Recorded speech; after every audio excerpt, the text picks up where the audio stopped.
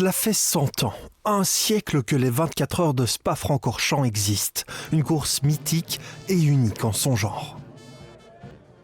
Pour moi, c'est très symbolique parce que c'était, je pense, la première course que je suis venu voir en tant que spectateur quand j'étais, je suis toujours jeune, mais quand j'étais très petit. C'est presque dans mon jardin, j'habite à 25 minutes d'ici à Aubel, donc c'est quelque chose de très particulier pour moi.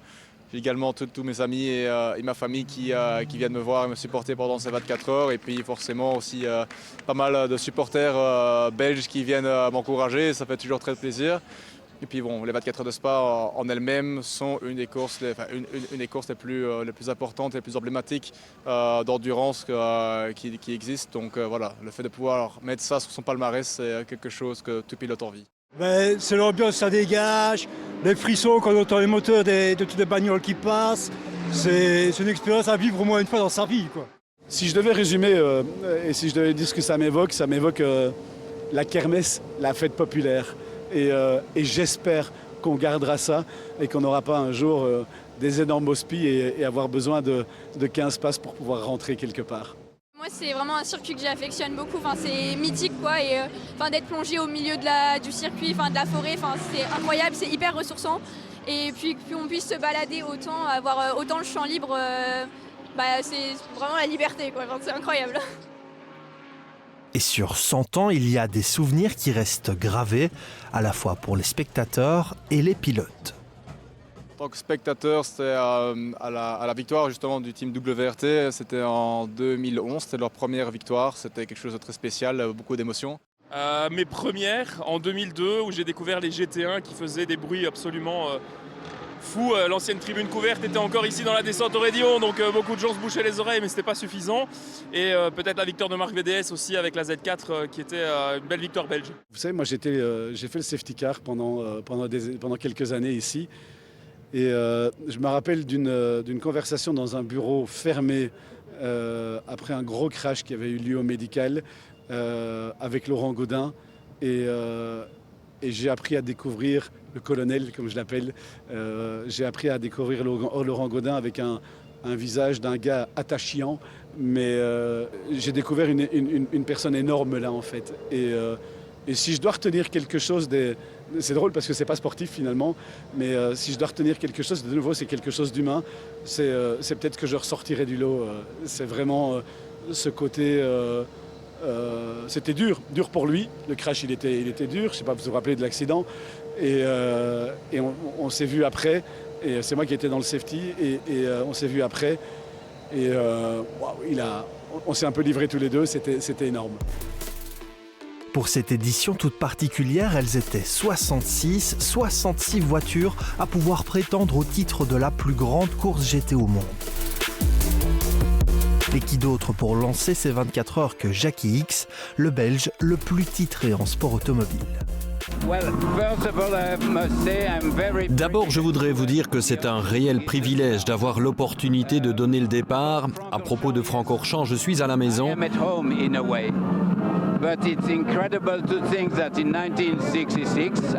C'est incroyable de penser qu'en 1966, après mon frère en 1965, j'ai gagné les 24 heures de Spa.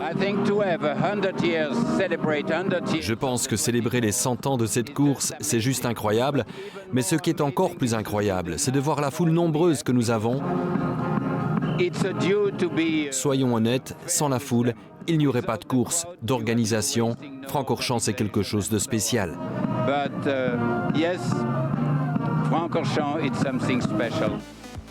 Le poleman est Franck Pereira sur Lamborghini, mais avant le départ, le pilote français reste réaliste. C'est fou, c'est une piste vraiment différente. Ce qui est incroyable parce que c'est une course GT où il faut ouvrir les ailes. Vous devez vraiment pousser le plus possible la voiture à ses limites. Hier, c'était vraiment une journée importante et sympa pour nous. Vous savez, les qualifications sont toujours une blague. Nous savons que c'est une course très longue et tout commence maintenant. Mais c'est bon de montrer que nous sommes là comme team pour Lamborghini. Nous sommes vraiment ici pour se battre, pour la victoire, et durant la course, tout peut arriver. Nous verrons. Nous voulions au moins montrer notre travail, notre esprit d'équipe, et maintenant, c'est parti.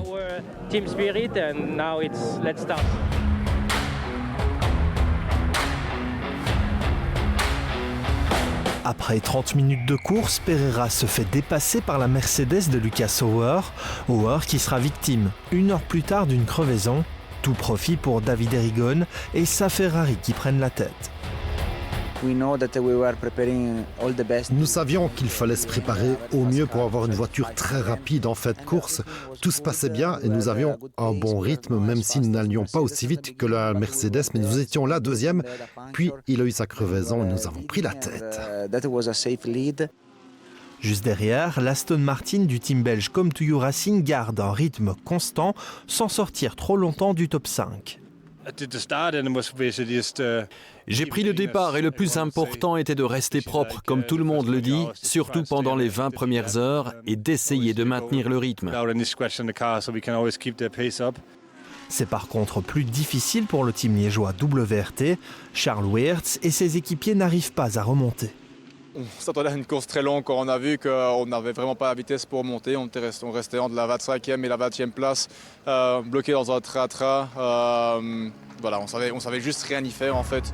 En fin de journée, la pluie s'invite timidement, de quoi provoquer la pagaille dans le choix des pneumatiques. Conséquent, sur la piste, il y a ceux qui ont fait le bon choix et ceux qui ne l'ont pas fait. Et un peu moins de 4 heures après le début de la course, on frôle le drame. L'Aston Martin de Bart s'accroche avec une Ferrari. Derrière, les voitures arrivent à pleine vitesse. Adrian Da Silva ne peut éviter Christian Hook. La voiture prend feu et le pilote est emmené à l'hôpital.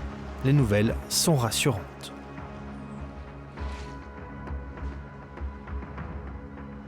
La nuit tombe et la pluie est de retour. Valentino Rossi accroche Davide Rigon dans la chicane. Il écope d'un drive-through. C'est alors que la pluie s'intensifie. Pas de drapeau rouge, mais par sécurité, la safety car est déployée pendant plus de 2h30. Et honnêtement, j'étais un peu surpris de voir que c'était drapeau vert avec toute cette eau sur la piste. Franchement, c'était une des courses les plus dangereuses à laquelle j'ai participé.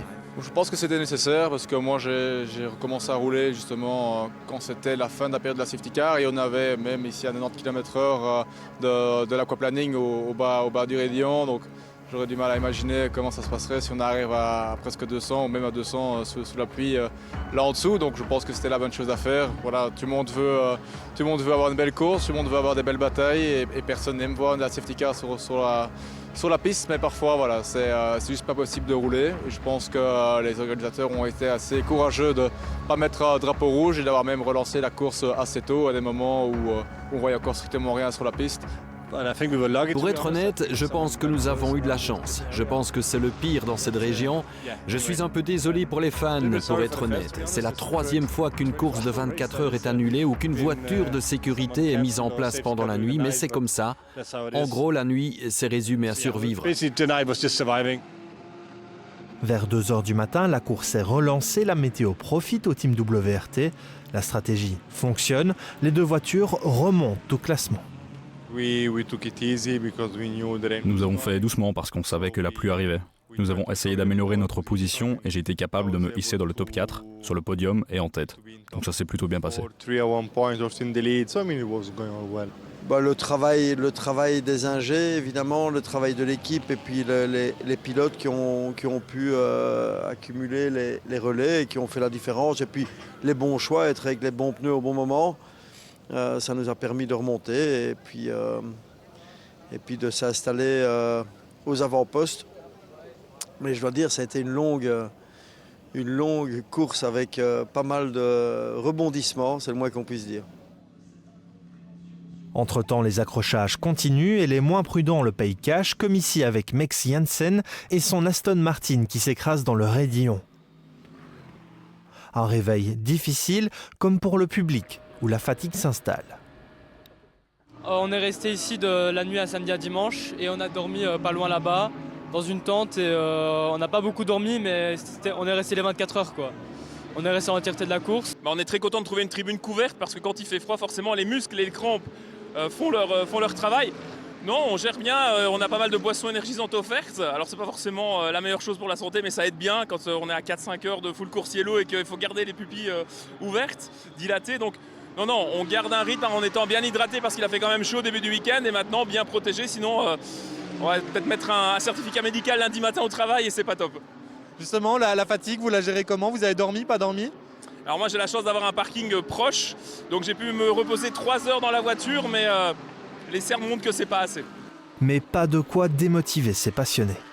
Globalement, il y a une très bonne ambiance, on rigole et surtout il y a une belle solidarité la nuit parce qu'il a fait très froid, très pluvieux, beaucoup de safety cars et tout le monde s'y est parfaitement retrouvé, et quelle que soit la génération, c'était super bonne ambiance. Tout le monde prend le temps à chaque fois, si on a besoin de nous aiguiller, ou même les pilotes ils prennent le temps aussi de discuter avec nous, de prendre des photos, donc c'est vraiment super agréable.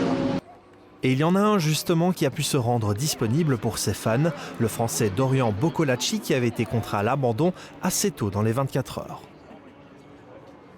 Normalement, je serais censé rester sur la piste, mais c'est vrai que ça fait aussi partie des 24 heures de Spa-Francorchamps, la difficulté de durer. Et au final, après 4 heures, malheureusement, pour nous, la course a été terminée après un contact subi dans le virage numéro 1.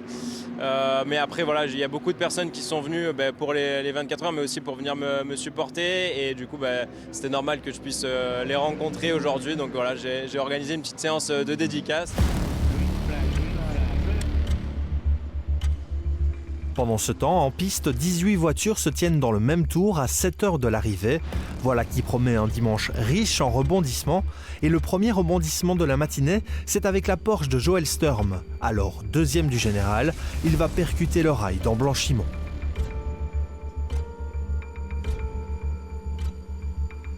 Devant, Max Hess, Daniel Harper et Augusto Farfus sont en tête avec la BMW du team Raw Racing. La course a été très difficile jusqu'à présent, avec des conditions météorologiques changeantes et des paris sur les pneus. Nous avons été très forts sur cette piste particulière, mi-humide, mi-sèche, passant de pneus pluie au slick. Max a donc fait un excellent travail. Essayons de continuer comme ça. Nous avons déjà été à l'arrière, nous avons été en tête, nous avons reculé, puis nous sommes revenus à l'avant. C'est encore long et très serré. Vous pouvez voir que les voitures de tête sont très proches les unes des autres. Essayons donc de garder un bon rythme et de rentrer à la maison. Environ 3 heures plus tard, autre rail percuté, autre abandon, celui de la Ferrari de John Hartshorne. Et puis c'est au tour de l'Italien Valentino Rossi et de sa BMW de partir à la faute. La voiture est obligée de rentrer au box pour réparer avant d'effectuer un stop and go. La perte de temps est conséquente. Valet a eu un contact avec une Audi, je pense, au comble. Il a dû court-circuiter la chicane au comble et il a eu un contact malheureusement avec une Ferrari. Et voilà, ça a un petit peu anéanti les chances de cette voiture-là. Forcément, c'est décevant parce que nous espérions faire un résultat différent, mais c'est comme ça. Ce sont les 24 heures, donc c'est toujours difficile de bien courir. Il reste alors une BMW WRT à l'avant, celle de Dries Vanthoor, Charles Weerts et Sheldon van der Linde. Dries Vanthoor qui est au volant la dernière heure, il décide d'assurer pour aller chercher un podium inattendu. C'était un peu inespéré au vu des performances que nous avions sur la piste par rapport aux autres manufacturiers. On savait que ce serait une course qui serait assez longue pour nous. Donc voilà, on pensait déjà si on pouvait finir dans le top 5, ce serait déjà bien. Donc forcément en top 3, on est très heureux. Quand on vient ici à Spa avec un équipage comme on a, avec une équipe comme WRT, le support de manufacturiers comme BMW, on ne peut pas non plus se contenter d'une 3e place, mais je pense que c'est vraiment tout ce qu'il y avait pour nous ce week-end, donc voilà, il faut quand même pouvoir s'en satisfaire. Devant, c'est Alessandro Pierguidi qui mène la danse. La première marche du podium se dessine pour les pilotes AF Corse et Francorchamps Motors. Mais c'était sans compter la Lamborghini de Hugo Cook qui tombe en panne à l'entrée des stands. Il reste 49 minutes avant le drapeau à damier. La Lamborghini bloque le passage et le leader arrive pour effectuer un ultime arrêt. La victoire s'envole pour Ferrari.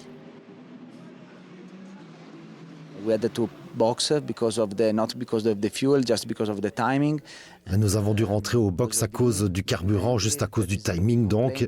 Et l'entrée de la pit lane était verte. Nous entrons et nous trouvons une voiture arrêtée au milieu. Il n'y avait pas moyen de passer. Et ça, c'est vraiment dommage. C'est vraiment un rêve brisé. On dirait que ce n'est pas vrai, mais c'est ça la course aussi. Difficile de dire quelque chose maintenant. On s'arrête là. On attend 1 minute et 9 secondes et nous perdons tout. and there we lost everything. It's difficult to describe. C'est difficile à décrire. En fait, je n'ai jamais vu que l'on pouvait perdre une course comme ça. Okay, it can happen. Il peut arriver qu'une voiture s'arrête dans l'entrée des stands, mais l'équipe devrait être informée par le directeur de course, je pense.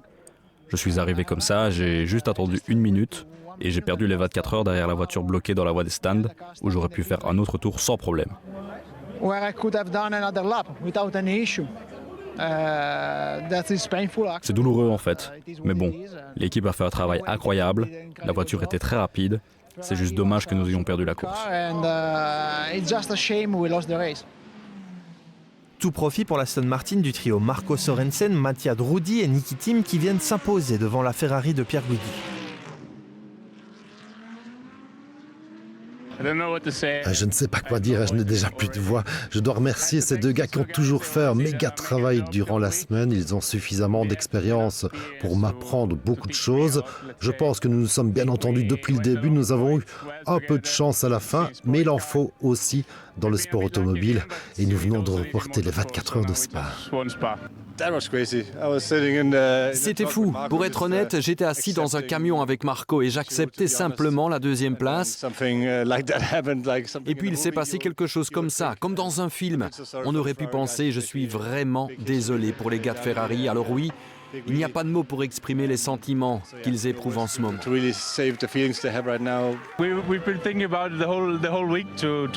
Nous y avons pensé toute la semaine avant d'arriver ici, évidemment. Mais oui, nous avons eu un peu de chance. Mais vous savez quoi? C'est le sport automobile. Tout peut arriver et vous n'êtes vainqueur que lorsque vous avez franchi la ligne. Et c'est ce que nous avons fait aujourd'hui. Je ne peux pas être plus fier de ces 2-là. Ce sont mes meilleurs potes et c'est une très bonne équipe.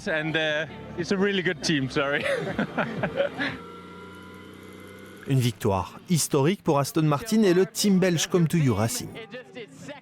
Je suis pas sûr que je me rends compte en fait de ce qui se passe réellement. En même temps, j'ai envie de me dire, on a gagné les 24 heures de Spa après notre 2e participation seulement, première avec Aston Martin, et en plus on gagne l'édition du centenaire. On est entré et on va entrer quelque part dans l'histoire des 24 heures de Spa d'une manière ou d'une autre, et encore plus qu'en gagnant simplement. Il y a 10 ans qu'un team belge n'avait pas gagné. Il y a 40 ans qu'une marque anglaise n'avait pas gagné. Il y a, depuis 1948, je ne sais plus calculer, depuis 1948, Aston n'avait pas gagné. C'est waouh ce qu'on a fait.